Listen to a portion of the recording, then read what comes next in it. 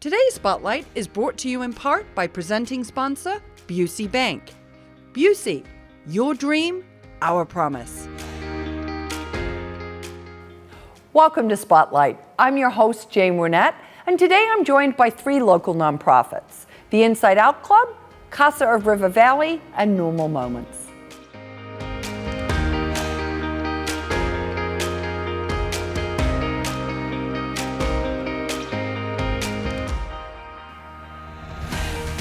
You're watching Spotlight, and joining me now representing the Inside Out Club is Marion Ruthig. Welcome to the show, Marion. Thank you so much for having me. I'm so excited to be here. We are too. So I'm going to start off with kind of what got you started in founding the Inside Out Club. Why did you get that going? You know what, Jan? I grew up in a family of 7 kids, 4 sisters, 2 brothers, and my whole childhood I really saw a lot of my siblings struggle, kind of in school, out of school, and it just built this, I think, desire. I always felt like I wanted to help, but as a kid, you're like, you don't know what to do. So then fast forward, I minored in education. I actually designed this school I was going to launch someday. And it was just kind of always percolating there. And July 11th, 2012, I actually was working full-time as a CPA, so very different career, and was inspired with an idea. And so I quit my job and started this organization. So now, gosh, a decade later, and we're empowering thousands of kids to live each day with good character. So that's our mission, is to empower kids to live with kindness, empathy, acceptance, perseverance, self-awareness, all these wonderful skills that everyone needs to thrive in their schools, their careers, just really in life, right? You can look over the past few years, they're so important. So we're just really passionate to be doing that work. The Inside Out Club has an after-school series. We offer 18 to 20 kind of standalone events a year. Those are for families with preschool-age children and elementary-age kids to come to. So we have just sort of so many resources and programs available for children ages 3 to 12 and their families to really build character through giving back to the community. Okay, well that's, and I think that's just it, right? Those are characteristics that you need, but you aren't necessarily just innately born with them. Those are things that can either be taught or nurtured, right? Absolutely. Yeah. And more than 70% of a child's character is kind of developed before they leave elementary school, so it's so critical that children are learning these skill sets while they're young, so they can really handle whatever comes their way, as they're growing in the middle school, high school, and beyond. Okay, so talk a little bit about what makes your programs unique, and maybe give us a little bit of an example. Yeah, absolutely. So what really makes it unique is that we're combining this social and emotional learning, which really to me is really around just this character foundation. So helping kids, again, use things like empathy, right? Oh, I can imagine what it's like to be the new student, and I'm going to invite them to play. So just helping them build up those core foundational skills in character. And then we do that by helping them engage in community service and volunteerism. So a great example of one of our recent programs was this spring, we had students come together and they made snuggle bunnies for seniors. So they're really cute, like soft socks, and they had the ears, and they created these snuggle bunnies. They even named them. But then in the process, they learned about, what might this feel like to, receive this gift from somebody that you don't even know. They learned a little bit about how would you get to know a senior that's not somebody in your family, right? Like, how are we alike, even if on the outside we look different? So that's just an example of one of our programs and why they're so unique. And over the past 10 years, we've had 585 program offerings. Wow. So we've been doing a lot of great work. Yeah. Now, I want to talk to you a little bit about the age, because you talked a little bit about how important it is to have those characters really build and grow and be nurtured before kids leave elementary school. But do you service middle and high school? Does the program extend to those age groups? So it did not extend to those age groups, but a couple of years ago, our board said we really wanted to offer a continuum of services. We're helping kids basically build a value set, and we want them to be able to keep practicing it. So this fall, I'm really excited that we're going to be launching a brand new middle school program. It's called Business Designers for Good, and basically through an entrepreneurship umbrella, students will be able to design and present businesses that do good in the world. So they'll learn entrepreneurship, social responsibility, emotional intelligence, and leadership skills. So those are the 4 key pillars. Okay. It's a 6-week program for an hour and a half, twice a week. So we're really excited about that program. That's just going to build upon this great foundation that we have taught in Inside Out Club, but that is also taught in our local school system. So just another opportunity for kids to build those skills around just connecting to others, connecting to themselves, teamwork, conflict solving, problem solving, and just a wonderful skill set that will really help them just in school and then later in their careers and in their lives. Yeah. So now, in terms of the kids that participate, is it school bound? Do you take kids from everywhere? How does that work? That's a really great question. So most of our programming in the after school series, whether it's elementary or even this middle school, a school does need to sign up to have the program. And oftentimes it comes to the principal or the leadership through a parent who just learns about the Inside Out Club. So not every school has it, unfortunately. Okay. We're hoping to get there someday. But we do also just this year have our own small space. So some of the programs, both the elementary and these one-time standalone events, we do host them at our small space. So then the great thing is if you don't have it at your school, you still could have access for your kids. And we do have an online option too since the pandemic. Yeah, it's a great opportunity to still engage kids where they're at. Because some kids really prefer to jump on a Zoom, or it just works better in the schedule.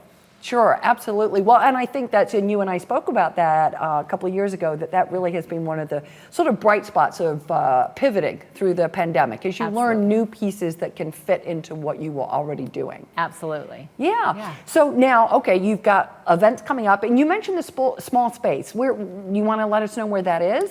Oh, so it's in the 800 Corporate Center building, which is located just down 5th Avenue from Naperville North High School here in Naperville. So it's Suite 100J, so back left side of the building.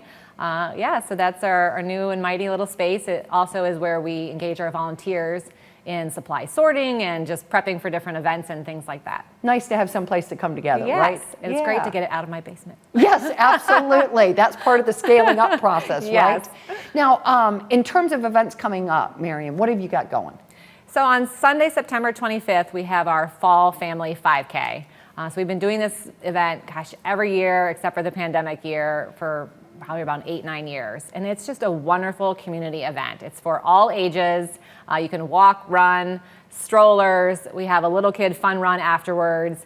And then we have, instead of a race village, we have a kindness village. So a lot of fun activities for kids, always treats. I know we have some great delicious donuts coming again this year. Just a real fun opportunity to come together as a community. And it's at Donata Forest Preserve, so it's beautiful. So we really hope that people that are interested will come out, join us. You could form a team or not, and you could fundraise or not. So it's really flexible and just a lot of fun. Okay, and that money goes back into providing the programming that you're doing throughout the year. Yes, absolutely. Okay, so now if somebody is listening and they want to get a little bit more involved or they want to learn more about you, what do they do? Definitely visit our website. It has a lot of wonderful information. We are always looking for new volunteers, people that will share our message. So I would say if you're not already on our e-news or our social media, great way to stay tuned and stay involved. Please share that information. I always say, every nonprofit, we're small, we've been here a decade, but we're still trying to get that message out. So I think that is a really big way that people can help. So it's just sharing out our message, signing up to volunteer. Donations are always greatly appreciated. We do have a Live Inside Out Champions group. They donate monthly, so even as little as $5 a month. We do offer programming all year, so something like that goes a long way. So those are really the touchstones, but if people just go to our website, they'll learn a lot more. Wonderful. Well, listen, thank you so much for stopping by. We wish you the best of event with your fun run. That sounds like a lot of fun. And keep up the good work. Great. Thank you so much. I really appreciate it. Absolutely. And if you're interested in learning more about the Inside Out Club, please go and visit their website. We're going to take a quick break, but stay tuned. We're coming right back with more Spotlight.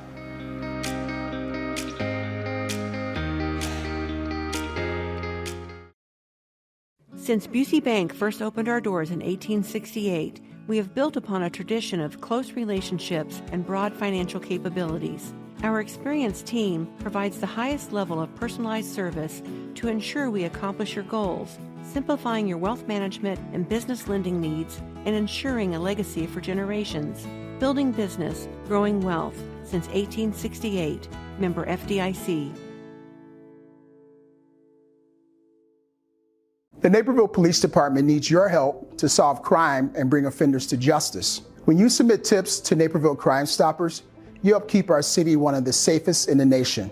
Tips to Naperville Crime Stoppers have helped solve hundreds of crimes and recover over $7 million in drugs, property, and cash.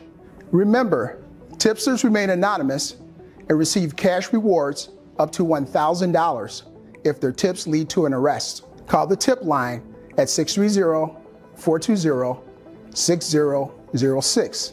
You may have that one piece of information that solves the crime.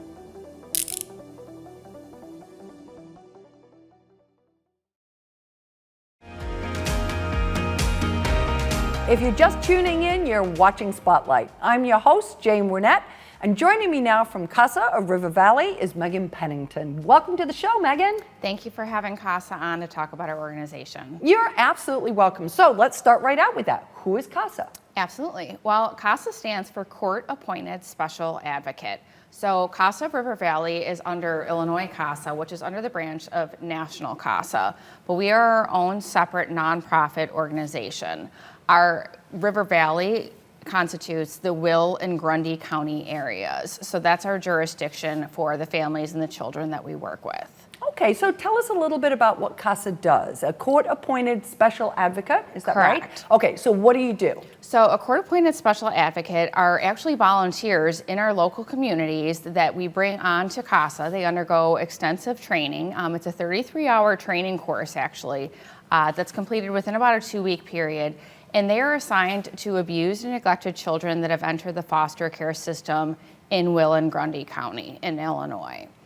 So they serve as a one-to-one or they're assigned to a family or a child who is in the foster care system through no fault of their own. Okay. And CASA is separate from the state. We're a nonprofit organization, but our advocates really serve as the eyes and ears to the judges in those counties. As I said, we meet with the children monthly.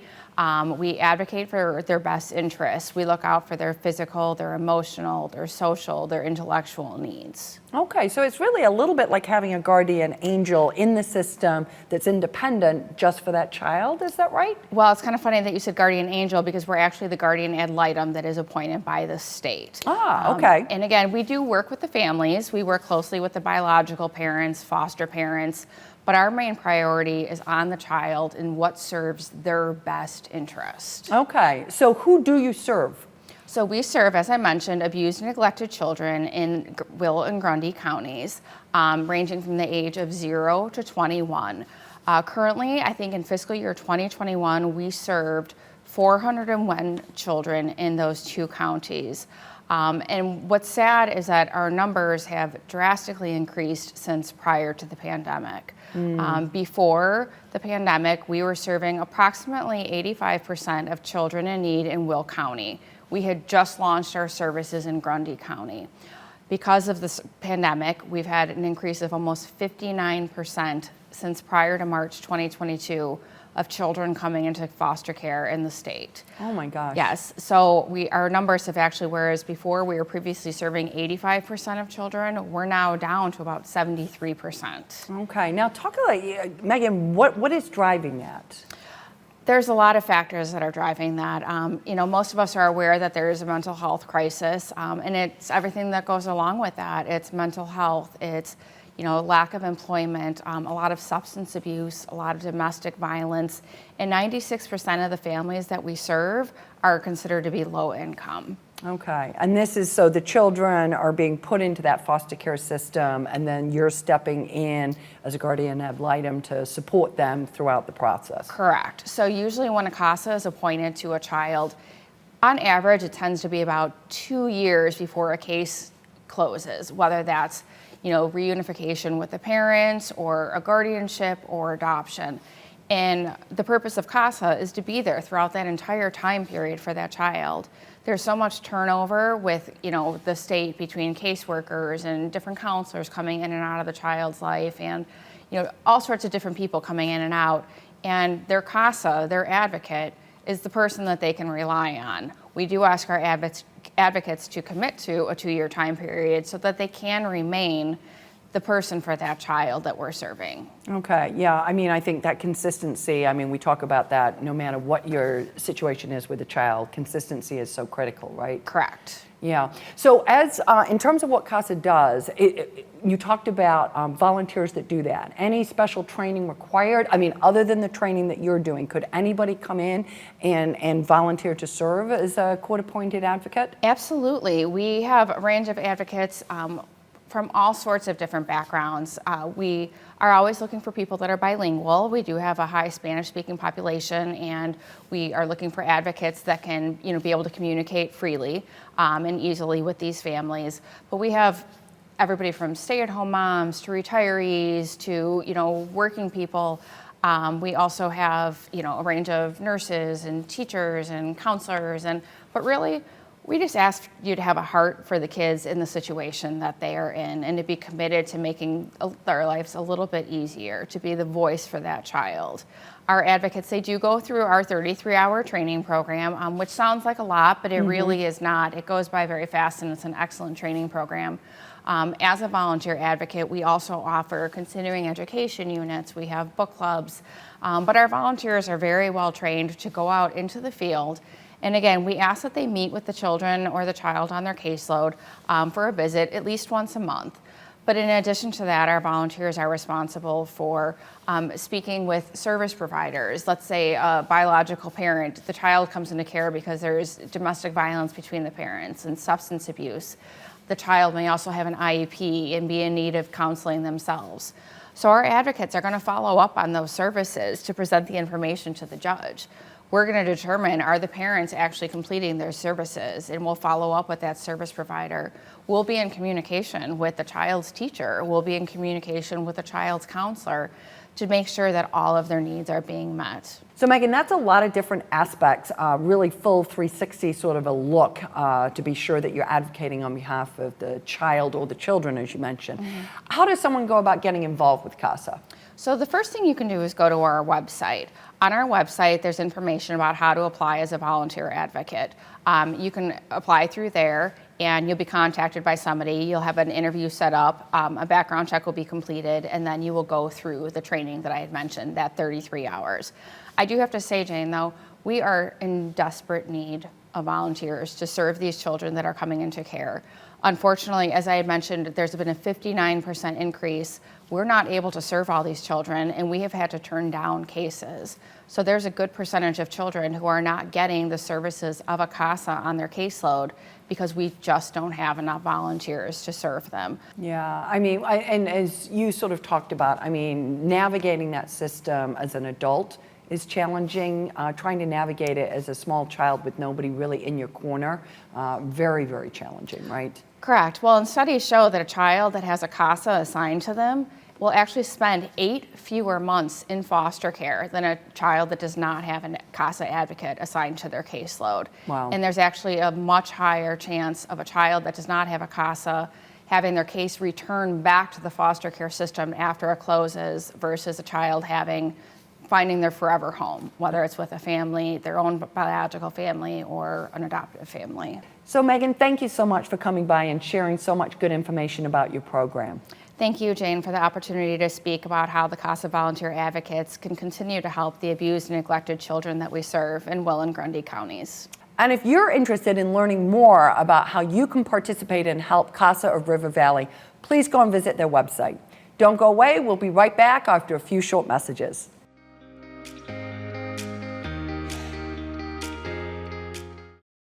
Since Busey Bank first opened our doors in 1868, we have built upon a tradition of close relationships and broad financial capabilities. Our experienced team provides the highest level of personalized service to ensure we accomplish your goals, simplifying your wealth management and business lending needs and ensuring a legacy for generations.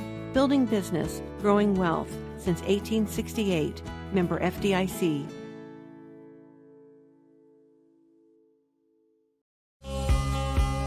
We all have a story to share, stories others can relate to, whether moments of sorrow or of hope and inspiration, whether a story of struggle or a moment of victory. Every little moment captured and shared helps us to feel more informed. helps us to feel more engaged with and connected to the community we all call home. Every little moment captured and shared adds up to something greater. For us, that something is the collective story of Naperville, a city rich in its volunteer spirit, its diversity, its traditions and celebrations, and so much more. In Naperville, there are so many stories worth sharing, and for the past 35 years, it's been our honor to tell those stories and share them with you.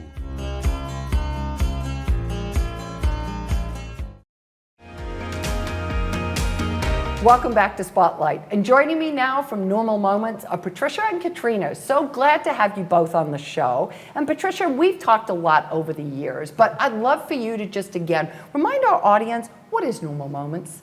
So Normal Moments was founded back in 2007 when my daughter was battling cancer. And before she passed, we talked about the amazing experiences that we had during the couple of years that she was battling. And it came down to the people that truly were there to help us. And so for the legacy of her life, we created Normal Moments to help others who are going through a similar medical situation. Not necessarily cancer, but anything that keeps a parent from being by their child's side when the child truly needs it because they are hurt, they are scared, they are wondering if they're going to have a forever. And we want to be there to make those moments better. Well, as you know, your loss it pains my heart, but out of such a tragical thing, you've really made something beautiful. And Katrena, I know you've been on the receiving end of that. So let's talk a little bit about your relationship to Normal Moments.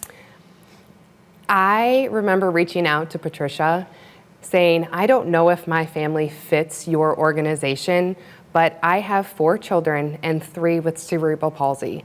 And she said, you are exactly who we serve. It was something that was super important to me because I was a single mom and I have triplets that are 11 and they all have CP. And then I have a 10-year-old, and I was struggling even cleaning my house or taking care of like the normal things. I was having to cook while trying to help with homework, while trying to do multitasking way too much, and my kids weren't having the quality time with me.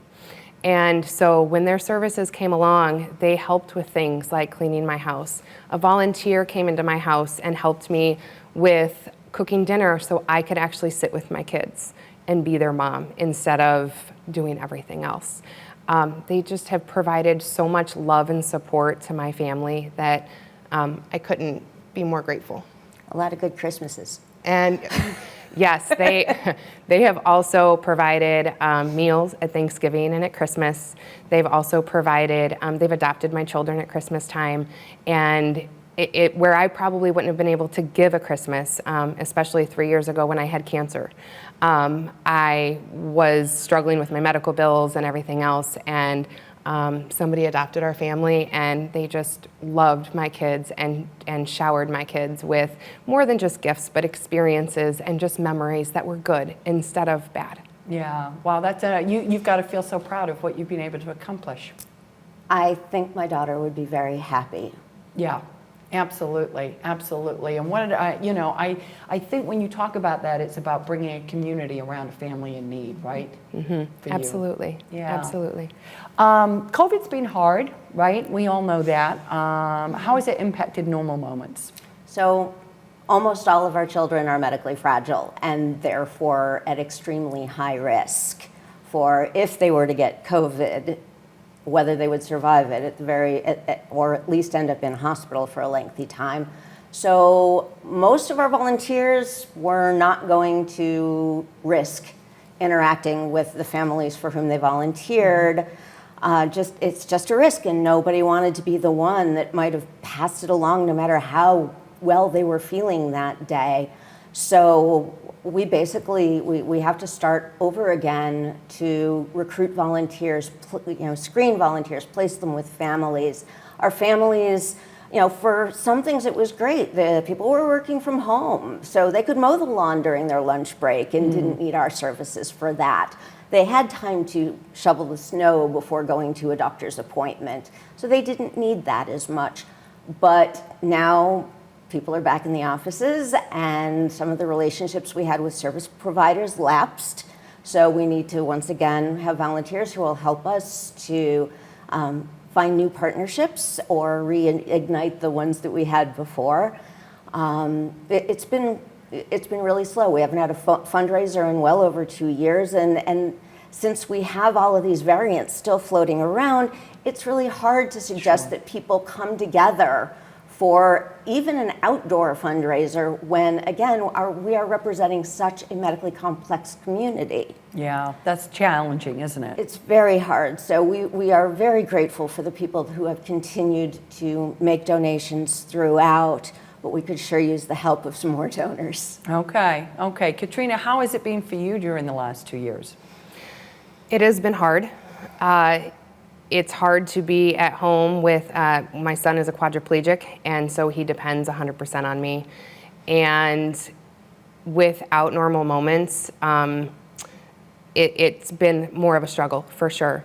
And I just really encourage people to volunteer, to donate.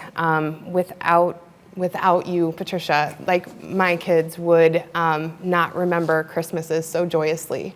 And it has just been, the last 2 years have been very, very hard without the services. And so I just really hope that people understand what this organization does for families with children with different disabilities, with different medical diagnoses. It's not just about cerebral palsy or cancer. It's about children that are struggling with medical diagnoses or complex medical conditions. So I just really encourage people to reach out and volunteer and donate. Yeah, I think, one of the things, and I think it's so apropos right in your name, I think you did such a great job of naming the organization, because as much as we all sort of gloss over the normal moments, because they're the normal moments, right? If you don't have those, what a loss, right? So for you, it's getting those pieces that not only good for your children, but really important to you in order to be able to be their best mom, right? Absolutely, absolutely. I need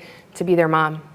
And when I am stretched so thin, it is very, very hard to have a normal dinner or a normal trip to the ball game or anything like that. And the volunteers that Normal Moments has provided give me those things, give me the ability and the access to those things. Yeah. So Patricia, you're launching a new website redesign, and that's opening up also you're going to be outlining some new volunteer opportunities. So give us a little sneak peek on that. Traditionally, we try and match one volunteer or a couple to a single family and want them to be there long term. And anyone who didn't have long-term availability, we'd ask if they could help with some of more administrative things, like finding relationships with different service providers and helping plan fundraisers, things like that. We are now going to start doing some task-oriented. So if somebody is available for a specific number of hours at a certain time each month, we will try and find them a place to use that. Okay. We try not to have too many people flowing in and out for our families, because they have enough to deal with home health and therapists and doctors and nurses and ever-changing things at the hospital. So we do like having a nice relationship, so we still want the people that can give us, a couple of hours, a few hours every other week to be with their family on a consistent basis. But if people don't have that kind of time, we will find other ways to engage them with our families and with jobs that need to be done in the community to help families like Katrena and the rest of the families we serve. So we will be talking more about that on our website. It's a beautiful new site. As soon as it gets live, we have a couple of weeks yet of work to get it there. But it's going to be amazing, and we encourage people to come look at it, see the stories about our families, volunteer, donate, sign up for our newsletter if you're not ready to do those things yet. And we will also be sending out a survey just asking people how they'd like to participate, what kind of fundraisers they'd like to see, and things like that. That survey will also become available on our Facebook page and on our website. So we encourage people to let us know their thoughts. Thank you both for coming on and sharing such personal stories. It really means a lot to us that you would do that. And we wish you the best of luck with the relaunch of your website and moving into the rest of 2022. And if you would like more information about Normal Moments and how you can volunteer, donate, or help in any other way, please go and visit their website.